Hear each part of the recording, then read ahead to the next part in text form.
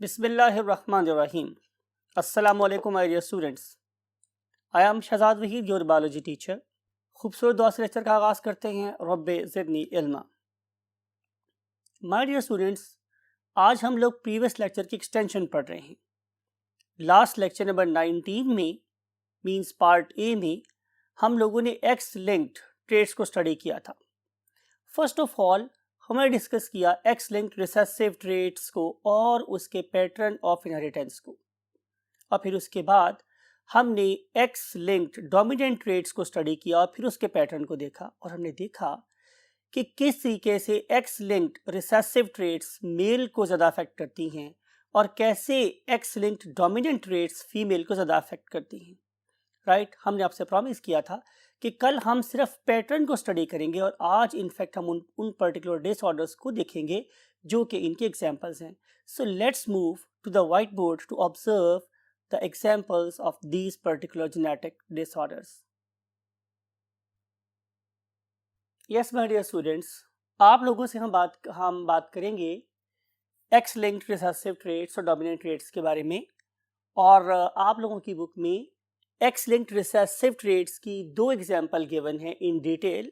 One of them is called as haemophilia, other one is called as colour blindness. चूंकि दोनों ही X linked recessive traits हैं तो दोनों का पैटर्न ऑफ इनहेरिटेंस एक ही है. हमने कल इस एग्जाम्पल भी देखी थी. आप लोगों की बुक में एक येलो बॉक्स है और उस येलो बॉक्स के अंदर एक और एक्स लिंक्ड रिसेसिव डिसऑर्डर को डिस्कस किया गया है. That is called as TFS. It stands for testicular feminisation syndrome. हम इन्हीं चीज़ों को बेसिकली आज यहाँ पे डिस्कस कर रहे हैं इस पर्टिकुलर लेक्चर के अंदर. तो डिस्कस करते हैं सबसे पहले हीमोफीलिया. हीमोफीलिया क्या है? हमारे ब्लड के क्लॉट ना करने की एबिलिटी का नाम है हीमोफीलिया. अगर आप लोग इस पर्टिकुलर इमेज को देख रहे हैं तो आपको नजर आएगा कि यहाँ पे एक कैस्केड ऑफ केमिकल रिएक्शंस है. Whenever I use the term cascade तो इसका मतलब है एक लड़ी. हर रिएक्शन का एंड प्रोडक्ट अगले रिएक्शन का क्या है? रिएक्टेंट है. अगर इस पर्टिकुलर कैस्केड में किसी पॉइंट पर क्या आ जाती है? रुकावट आ जाती है, तो आगे की सारी चेन क्या करेगी? रुक जाएगी. राइट. हीमोफीलिया क्यों होता है उसको अंडरस्टैंड करने के लिए look at this diagram again. आपको नजर आ रहा है कि यहाँ पे टोटल 13 ब्लड क्लॉटिंग फैक्टर्स हैं. राइट. इनमें से मैंने बोला कि अगर एक फैक्टर भी कम होगा तो डिजीज क्या कहलाएगी? हीमोफीलिया. राइट. तो हीमोफीलिया की जेनेटिक्स थोड़ा सा पहले लिखते हैं आप लोगों के पास. नंबर 1 कि ये एक एक्स लिंक्ड डिजीज है. कौन सी वाली? रिसेसिव वाली. और दूसरी इंपॉर्टेंट कंक्लूजन क्या थी? कि it appears more in male than females. Males में ज़्यादा अपीयर होती है और फीमेल्स में कम अपीयर होती है. जहाँ तक सिम्टम्स की बात है तो वेरी सिंपल थिंग, तभी लिखा आप लोगों से, बताया भी आप लोगों को कि blood fails to clot. Blood fails to clot. तो जब आप लोगों का खून गिवन टाइम के अंदर नहीं जमता तो हम कहते हैं कि this particular patient is suffering from haemophilia. How we can test it? Answer is, हम एक ड्रॉप लेते हैं. Look at this particular video. हम एक ड्रॉप लेते हैं ब्लड का किस पे? स्लाइड के ऊपर, और फिर उसके अंदर एक हम कैपिलरी ट्यूब को खड़ी कर देते हैं.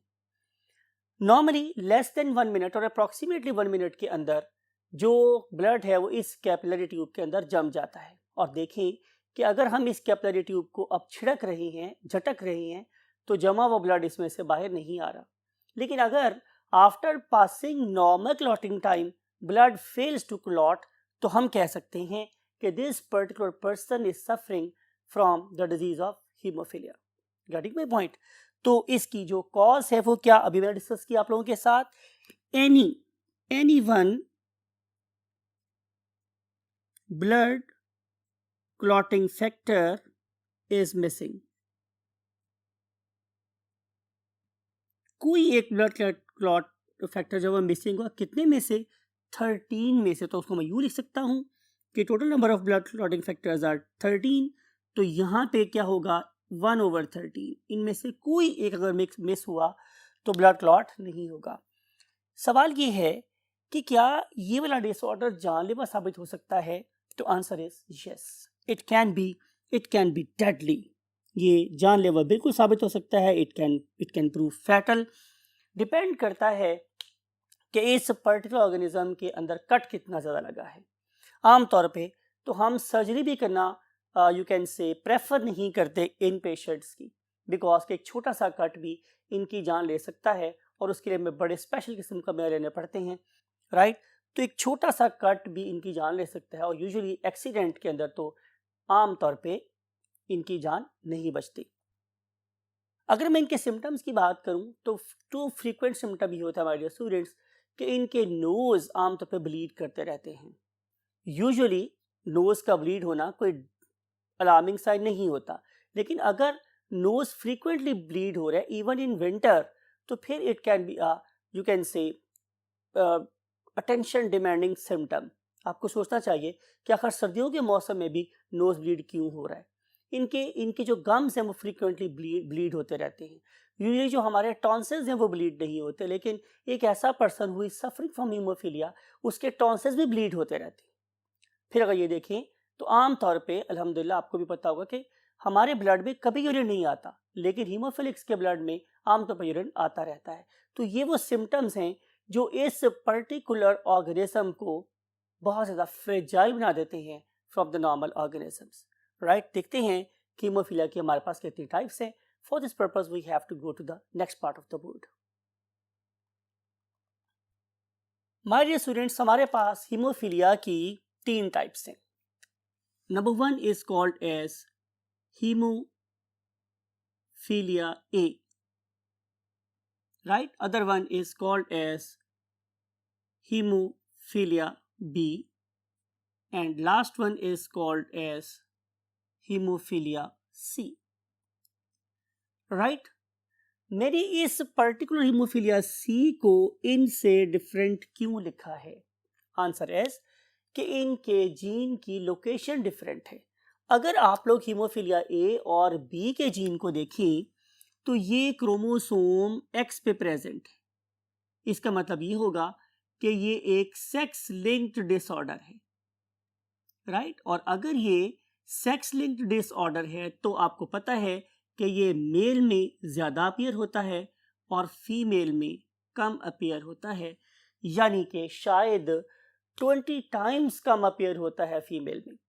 और फिर जैसे मैंने आपको कल बताया था कि नॉट ओनली ये फीमेल में कम अपीयर हो रहा है, बल्कि अगर हम इनमें सिम्टम्स की अपीयरेंस की बात करें तो वो भी बहुत ज़्यादा सीवियर होती है। ऑल इन ऑनली आपको याद होगा मैंने कल बताया था कि फीमेल किस केस में क्या हो सकती है हीमोफिलिक, कि जब वो होमोजाइगस रिसेसिव होगी। अदरवाइज फीमेल के अंदर ये कम अपीयर होता है और अगर वो हेटेरोजाइगस हो भी तो उसके सिम्टम्स बहुत नेग्लिजिबल अपीयर होते हैं बॉडी में, राइट। अब देखते हैं कि हीमोफीलिया सी क्या है। Haemophilia see basically autosomal disorder है। जाहिर है आप पढ़े लिखे बच्चे, आपको पता चल चुका होगा कि जब भी हम बात करेंगे ऑटोसोमल डिसऑर्डर की तो उससे मुराद ये है कि इसके होने के चांसेस, मीन इंसिडेंस के चांसेस ये मेल और फीमेल में कैसे हैं? बिल्कुल बराबर हैं। लेकिन अब हम देख रहे हैं कि इस पर्टिकुलर टॉपिक में मींस इंसिडेंस में होने के चांसेस में कितना परसेंट हीमोफीलिया ए है हमारी पॉपुलेशन में, कितने परसेंट हीमोफीलिया बी है और कितने परसेंट हीमोफीलिया सी है। तो आपको पता चलेगा कि हमारे पास अप्रोक्सीमेटली ठीक है, अप्रोक्सीमेटली 80%, इट मींस मोर और लेस 80%, ये क्या है? Haemophilia A.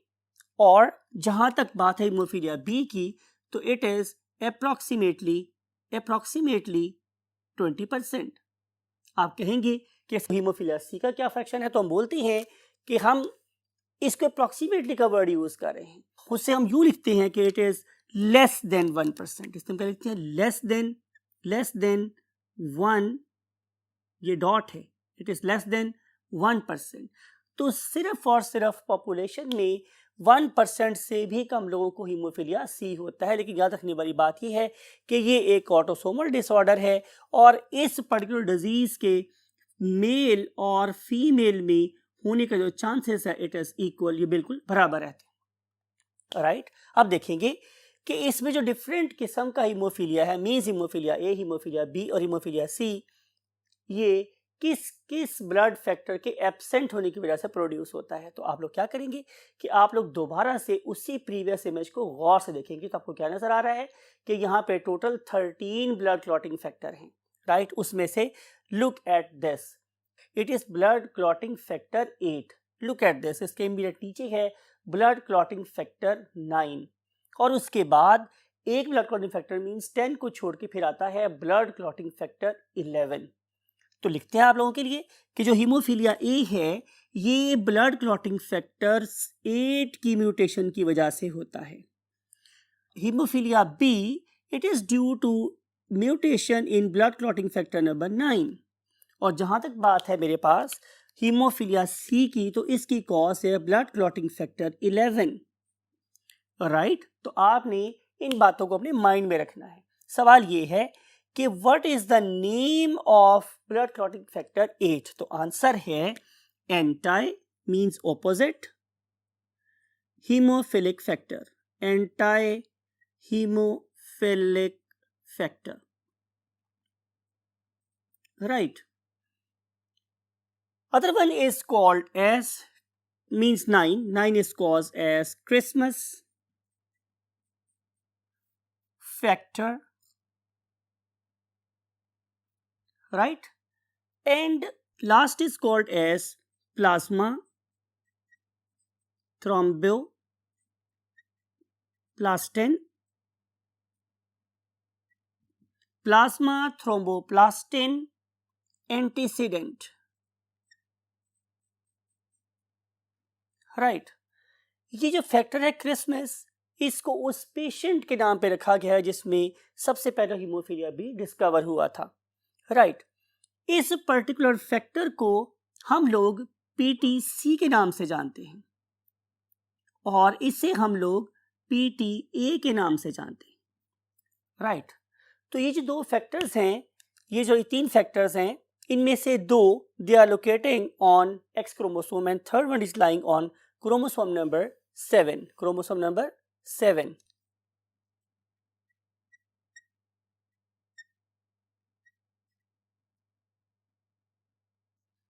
That's it my dear students regarding haemophilia. आपने हीमोफीलिया के इन तमाम पैरामीटर्स को अपने माइंड में रखना है और कल जो हमने डिस्कस किया था इसका इनहेरिटेंस पैटर्न, उसको भी अपने माइंड में रखना है। और इस पर्टिकुलर डिसऑर्डर के बारे में 2 पेडिग्रीज आपकी बुक में दी गई हैं, आप उसको बनाना भी सीखें। और इसका बेस्ट वे ये है कि आप इनमें से हर एक इंडिविजुअल का जेनेटिक मेकअप लिखें। जब आप डिफरेंट इंडिविजुअल्स का जेनेटिक मेकअप लिख लेंगे तो आप लोगों को किसी ऑर्गेनिज्म के उस पर्टिकुलर ट्रेट को अगली नस्ल में मुंतकिल करने के चांसेस का भी पता चल जाएगा।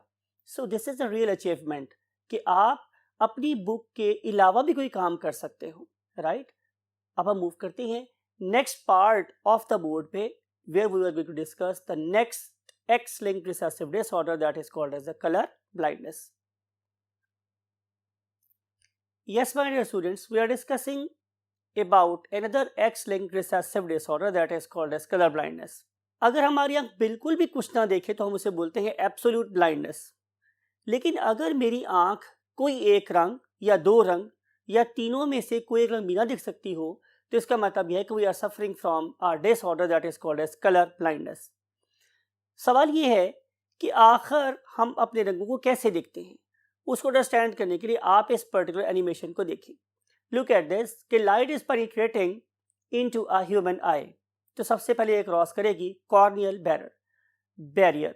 सो कॉर्नियल बैरियर को क्रॉस करने के बाद अब ये पास होगी through a very small aperture that is called as what, pupil. Pupil क्या है? ये बेसिकली आयरिस के अंदर एक छोटा सा सुराख है। यहाँ से लाइट पास होने के बाद अब कहाँ मूव करेगी? इनटू द लेंस, और लेंस में से इवेंचुअली ये मूव कर जाएगी into the darkest part of her eye that is called as a vitreous humour. और इस विट्रस ह्यूमर के एंड पे हमारे पास क्या प्रेजेंट है? Retina. look at the structure of retina. Retina consists of basically 3 types of cones. लिखते हैं आप लोगों की ताकि आपको बात समझ आ जाए. हमारे इस पर्टिकुलर ह्यूमन आई के रेटिना पे, we are talking about the retina. तो ह्यूमन आई के रेटिना में there are 3 different types of cones. 3 different types of cones. ठीक है माय डियर स्टूडेंट्स, उनको हम क्या नाम देते हैं? Red cones, right. Other one are green cones and last one are blue cones. इसे हम लोग आम जबान में RGB भी बोलते हैं. लुक एट दिस फरी स्पेक्ट्रम. आपको नजर आ रहा है कि एक्सट्रीम लेफ्ट पे मेरे पास रोशनी का वो वाला फ्रैक्शन है जो मुझे रेड दिखाई देता है. और फिर आपको पता है कि अगर हम लेफ्ट से राइट को पढ़ना शुरू करेंगे तो विजिबल स्पेक्ट्रम की लेफ्ट साइड पे रेड वेवलेंथ होती है और राइट साइड पर हमारे पास ब्लू, वॉयलेट या इंडिगो टाइप्स की रेडिएशंस पाई जाती है. तो अगर एक पर्सन रेड कलर को देख पा रहा है तो उसकी रीजन ये है कि इसकी रेड कोन्स एक खास किस्म की प्रोटीन्स बना रही हैं. क्या बना रही हैं? एक खास किस्म की प्रोटीन्स बना रही हैं जिन्हें हम लोग नाम देते हैं क्या? ऑप्सेंस, राइट. तो जो ही लाइट आके इन पर्टिकुलर रेड कोन्स पे गिरती है तो वो वाले ऑप्सेंस जो इस पर्टिकुलर वेवलेंथ के लिए सेंसिटिव हैं वो एक्टिवेट हो जाते हैं. और जब ये एक्टिवेट होंगे तो वो मेरी ऑप्टिक नर्व के स्पेसिफिक सिग्नल्स को ट्रिगर करेंगे जो जाके मेरे ब्रेन को बताते हैं कि you are looking at the red wavelength. And same is the case with other basic color that is called as a green color. और वो क्या बनाती है? जाहिर है वो भी एक प्रोटीन ही बनाती है.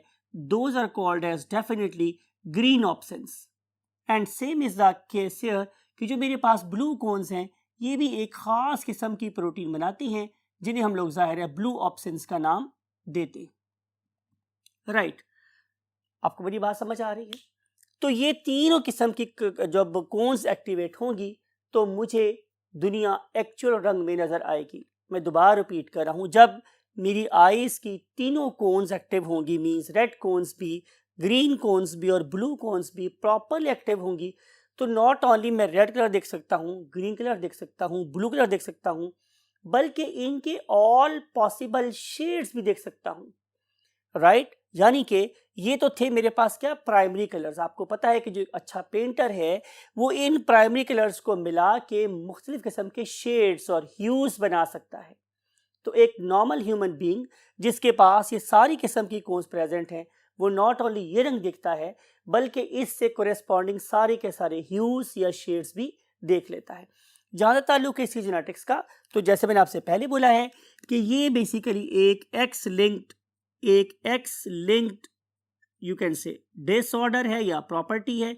अगर आपके पास एक्स क्रोमोसोम के ऊपर सारे के सारे जीन ठीक हैं तो आपको दुनिया बिल्कुल नॉर्मल कलर में नजर आएगी.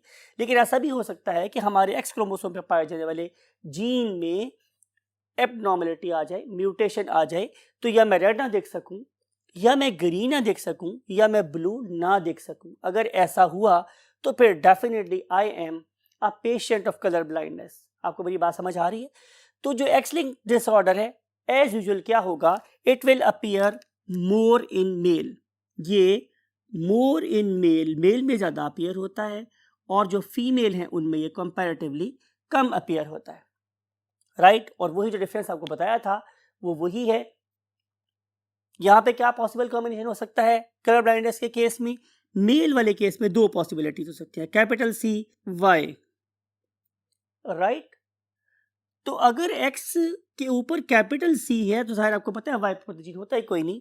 और इन अदर केस क्या हो सकता है कि एक्स के ऊपर स्मॉल c हो और वाई के ऊपर जीन होता है कोई नहीं. तो मेल में कोई इंटरमीडिएट कॉम्बिनेशन नहीं है, 2 पॉसिबल कॉम्बिनेशन है, कैपिटल C वाला और स्मॉल c वाला. अगर कैपिटल C जीन है इसका मतलब है कि ये तीनों के तीनों अपने नॉर्मल ऑप्शन बना रहे हैं. लेकिन अगर इस पर्टिकुलर क्रोमोसोम के सी क्लस्टर में कोई एबनॉर्मेलिटी है और वहाँ पे स्मॉल सी प्रोड्यूस हो गया है, म्यूटेशंस हो गई हैं, तो फिर जाहिर है इनमें से किसी एक में खराबी पैदा हो सकती है। तो यहाँ पे डिजीज़ होने या ना होने का चांस कितना है? 50%, 50%। लेकिन फीमेल के केस में ऐसा नहीं था। आपको याद है कि फीमेल के केस में मेरे पास 3 पॉसिबिलिटीज़ थी, capital C, other one can be capital C and and last one is small C, right. इस वाले केस में this particular organism is normal. ये कैसा है मेरे पास? नॉर्मल। लेकिन जब मैं इसकी बात करूंगा तो ये बेसिकली क्या है? कैरियर। लेकिन वैसे कैसा होगा? नॉर्मल। इससे बिल्कुल दुनिया सही नजर आएगी क्योंकि इसको इस कैपिटल सी ने सेव कर लिया है, as capital C is completely dominant over small C. लेकिन जहां तक ताल्लुक है इस वाले केस का, बिल्कुल लोअर केस में, तो she will be colour blind. ये कलर ब्लाइंड होगी। तो नजर आया मेरे पास कि यहाँ पे डिजीज होने का चांस कितना था? 33.33%। लेकिन मेल के केस में ये कितना था? 50%। दैट्स वाई कि मेल में कलर ब्लाइंडनेस ज़्यादा होती है और फीमेल में कलर ब्लाइंडनेस कम होती है, राइट। अब हम कलर के एतबार से विजन की टाइप्स देखेंगे। तो पहली टाइप है मेरे पास ट्राइक्रोमेट्स। ट्राइक्रोमेट्स का मतलब ये है कि ये वाला ऑर्गेनिज्म जो है वो रेड भी देख पा रहा है, ग्रीन भी देख पा रहा है और ब्लू भी देख पा रहा है। जो ऑर्गेनिज्म तीनों किस्म के रंगों को सही तरीके से देख लेता है, दैट इज कॉल्ड है, those are called as trichromats. On the other hand, अगर कोई ऑर्गेनिज्म इसमें से सिर्फ 2 को देख पाता है और 1 को नहीं देख पा रहा, तो फिर हम लोग क्या करेंगे? हम उसे बोलेंगे dichromate. He can see only 2 colours, only 2 basic colours.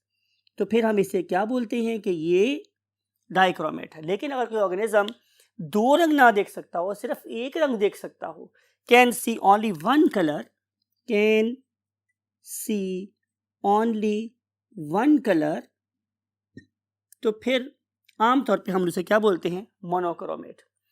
देखा ये गया है माय डियर स्टूडेंट्स कि वो लोग जो सिर्फ 1 कलर देखते हैं वो यूजुअली ब्लू दिखते हैं, राइट। तो उनको दुनिया ब्लू ब्लू नजर आती है। वो रेड भी नहीं देख पाते, वो रेड भी नहीं देख पाते और वो ग्रीन भी नहीं देख पाते। Getting my point? तो ये है डिफरेंस बिटवीन द टू। अब अगर देखा जाए तो दुनिया में ये वाले पर्सन तो जाहिर है बहुत ज़्यादा है, नॉर्मल है, ये डोमिनेंट जीन है मेरे पास। लेकिन अगर मैं देखूं तो डाइक्रोमेट्स और मोनोक्रोमेट्स में मैक्सिमम जो लोग हैं वो डाइक्रोमेट्स हैं, बहुत ही कम लोग हैं जो कि मोनोक्रोमेट्स हैं। अगले बोर्ड पे हम देखेंगे कि इन पर्टिकुलर डाइक्रोमेट्स की फर्दर कितनी टाइप्स हो सकती हैं। So let's move to the last part of the board. Yes my dear students, बात हुई थी आप लोगों के साथ डाइक्रोमेट्स की टाइप्स की। तो मेरे पास डाइक्रोमेट्स मीन ऐसी ऑर्गेनिजम्स की जो 2 रंग देख सकते हैं, उनकी फर्दर 3 टाइप्स हैं। उनमें से पहली टाइप को हम लोग बोलते हैं प्रोटोनोपिया, ठीक है। ये जो ऑर्गेनिज्म है ये इनकी रेड और ग्रीन को देख सकते हैं और ब्लू को भी देख सकते हैं, लेकिन प्रॉब्लम ये है कि ये रेड और ग्रीन को ओवरलैप कर जाते हैं। इनके अंदर रेड कोन्स भी प्रेजेंट है, ग्रीन कोन्स भी प्रेजेंट होती हैं, लेकिन वो बहुत ज्यादा ओवरलैप्ड फॉर्म में प्रेजेंट होती है, राइट। तो इसके लिहाज से ये एक कलर बना रही होती हैं और साथ उनका ब्लू कलर मिल जाता है, जिसकी वजह से इन्हें दुनिया जाहिर है ना तो परफेक्टली ग्रीन नजर आ रही होती है, ना ही परफेक्टली उसे रेड नजर आ रही होती है, बल्कि ये पार्टली रेड के लिए भी कलर ब्लाइंड होते हैं और ग्रीन के लिए भी कलर ब्लाइंड होते हैं। अब हम बात करेंगे ड्यूटेरोनॉप्स की। ये क्या होते हैं? They can't C green colour, they can't C green colour. ये ग्रीन कलर नहीं देख पाते। जब ये ग्रीन कलर नहीं देख पाएंगे तो फिर क्या होगा कि इन्हें दुनिया रेड और ब्लू नजर आएगी, ग्रीन नजर नहीं आ रहा होगा। और ज़्यादा ताल्लुक है इन ट्राइटोनॉप्स की, तो इनके बारे में ये है कि दे कांट सी ब्लू कलर, ये ब्लू कलर नहीं देख सकते, राइट। इसका मतलब ये है कि जहां जहां जिस जिस शेड में भी blue as a basic colour इस्तेमाल होगा, नॉट ओनली उन्हें ब्लू नजर नहीं आएगा बल्कि ब्लू शेड की कंट्रीब्यूशन भी दूसरे रंगों में नजर नहीं आएगी। देयरफॉर वो यूजुअली से कि जो ट्राइटोनोपियंस होते हैं they can't see blue colour and all its hues, and similarly जो ड्यूटेरोनॉप्स हैं they can not see green colour and its contribution anywhere in another colour. क्योंकि आपको पता है ना ग्रीन बेसिक कलर है, ये कहीं ना कहीं इस्तेमाल होगा। तो जहाँ जहाँ भी शेड बनाने में ग्रीन कलर इस्तेमाल होगा वो भी कलर उसको नज़र नहीं आएगा। और जाहिर है इस वाले केस में दो चीज़ें नज़र नहीं आएगी। अब करते क्या हमारे स्टूडेंट्स कि इनको फर्दर डिवाइड देखने के लिए हम इस पर्टिकुलर वीडियो को देखते हैं। It is really a remarkable video. When I was searching for you can say certain sources for you, तो मुझे एक बहुत अच्छी वीडियो नज़र आई। इस पर्टिकुलर वीडियो में आप लोगों को कंपैरिजन करके दिखाया गया है कि एक ऑर्गेनिज्म को नॉर्मल दुनिया कैसे नज़र आती है, राइट। और अगर एक ऑर्गेनिज्म प्रोटोनोपिया का शिकार है तो दुनिया कैसी नज़र आएगी, अगर ऑर्गेनिज्म ड्यूटेरोनॉप है तो कैसी नज़र आएगी, और अगर ट्रिप्टोनॉप है तो कैसी नज़र आएगी। अब सवाल ये प्रोड्यूस हो रहा है हमारे स्टूडेंट्स कि हमें ये कैसे पता चला कि एक प्रोटोनोपिया की दुनिया ऐसी नज़र आती है। तो इसका बड़ा सिंपल सा आंसर है। एक तरीका तो मेरे पास ये है कि मैं क्या करूँ कि मैं एक ऑर्गेनिज्म के सामने तमाम किस्म के क्या रख दूँ, पेंट्स रख दूँ, और उसे कहूँ कि जो तुम्हें नज़र आ रहा है उसको पेंट कर दो। तो जाहिर है जैसा पेंट नेचर में होगा, जिस रंग का, उससे मिलता रंग वो उस पर्टिकुलर शेड में क्या करेगा, ढूंढेगा और उसको बना के एक तस्वीर बना देगा। इसका मतलब ये है कि वो दुनिया को उस नज़र से देख रहा है जिस तरह की उसने पेंटिंग की। ये सब चीज़ें, ये सब वैल्यूज कैलकुलेट करने के बाद इस पर्टिकुलर वीडियो में बहुत से तरीके से उसी पर्टिकुलर कलर कोड को यूज़ करके क्या किए गए हैं, डिफरेंट एनिमेशंस, डिफरेंट जैसे पिक्चर्स को विजुअलाइज करवाया गया है कि एक ऑर्गेनिज्म नॉर्मल है, दुनिया कैसे नज़र आती है, और अगर वो प्रोटोनोपियन है तो दुनिया कैसी नज़र आ रही है, अगर वो ड्यूटेरोनोपियन है तो कैसी नज़र आ रही है, और अगर वो ट्राइटेनोपियन है दुनिया कैसी नज़र आ रही है। सो ये सारी की सारी बातें regarding what the colour blindness, right. अब हम देखेंगे आखिरी बात, that is called as the TFS, testicular feminisation syndrome. It is a very rare X linked disorder. याद रखना है कि ये बहुत ही रेयर एक्स लिंक्ड डिसऑर्डर है। अगर आप लोग इस ऑर्गेनिज्म को देखेंगे तो आपको इसका जेनेटिक मेकअप XY नजर आएगा। इंपॉर्टेंट बात है माय डियर स्टूडेंट्स, XY। इसका मतलब यह कि जब जेनेटिक मेकअप XY हो तो इससे मेल होना चाहिए, it should be a male, right, because के Y क्रोमोसोम के ऊपर SRY जीन प्रेजेंट होता है। आपको पता है ये SRY जीन Y क्रोमोसोम पे प्रेजेंट है, और अगर Y क्रोमोसोम है तो SRY जीन अपना काम करेगा, और करने के बाद क्या करेगा, SRY जीन एक हार्मोन प्रोड्यूस करवाएगा बॉडी में, that is called as testosterone. और आपको पता है कि टेस्टोस्टेरोन एक एंड्रोजन है, पढ़ के आए हैं आप लोग प्रीवियस टॉपिक में और हार्मोन वाले टॉपिक में, कि it is basically an androgen, right. अब होता क्या है कि इस पर्टिकुलर ऑर्गेनिज्म के पास जो कि टेस्टिकुलर फेमिनाइजेशन सिंड्रोम का शिकार है, उस वाले केस में उसको फादर से नॉर्मल Y क्रोमोसोम मिला है, लेकिन जो उसको मदर से X क्रोमोसोम मिला है उसके पास एक TFM जीन प्रेजेंट है। किस फॉर्म में, म्यूटेंट फॉर्म में। यानी कि अगर मैं इस पर्टिकुलर ऑर्गेनिज्म का जेनेटिक मेकअप लिखूं XY, तो नॉर्मल में क्या होता है कि यहाँ पे TFM प्लस जीन है। आपको पता है हमारे जेनेटिक्स में हम जहाँ कहीं भी प्लस लिख देते हैं, इसका मतलब है ये उसका वाइल्ड या नॉर्मल जीन है। अगर ये वाला जीन मेरे पास नॉर्मल काम कर रहा है तो इस पर्टिकुलर डेवलपिंग मेल की बॉडी का कोई सेल ऐसा नहीं हो सकता कि वो टेस्टोस्टेरोन की कॉल को रिसीव ना करे या उसे अनसुना कर दे, राइट।